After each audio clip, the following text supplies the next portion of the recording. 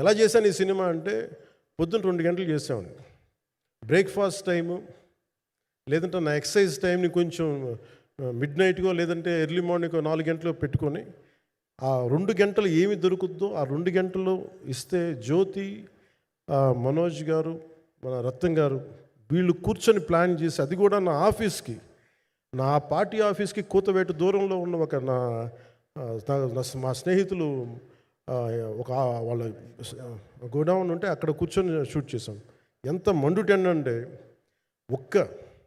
అసలు దాంట్లో కూర్చొని మ్యాట్ వర్క్ చేసి మీరు ఫైనల్ రిజల్ట్స్ చూస్తే ఇది ఇక్కడ చేశారంటే అంత ఆశ్చర్యం అనిపిస్తుంది. And hats off to Manoj Paramahamsa గారు. అండ్ ఈ సీన్స్ అన్నిటికీ ప్రీ విజువలైజేషన్, ప్రతి సీన్ చేయబోయే ముందు అసలు నాకు ఏమనిపించిందంటే సినిమా చేయగలమా లేదనని పరిస్థితుల్లో జ్యోతికృష్ణ గారు ముందుకు వచ్చి నాతో మాటలు నేను చెప్పలేదని, ఇది ఇలా చేస్తాం అలా చేస్తాం ఏం చెప్పలా, ఏమి చేయబోతున్నాడో ఎవ్రీథింగ్ వాజ్ ప్రీ విజువలైజ్డ్. ఈ సీన్ ఇలా ఉండబోతుంది, ఈ చేయబోయే సీన్ ఇలా ఉంటుంది. నాకు దాని మీద ఆత్మవిశ్వాసం కలిగింది. నాకు లేదు, ఒక సత్తా ఉన్న దర్శకుడు, తెలుగు చిత్ర పరిశ్రమకి సైజ్ తీయగలిగేవాడు, మంచి సాలిడ్ ఎడిటింగ్ సెన్స్ ఉన్నవాడు, మ్యూజికల్ సెన్స్ ఉన్నవాడు.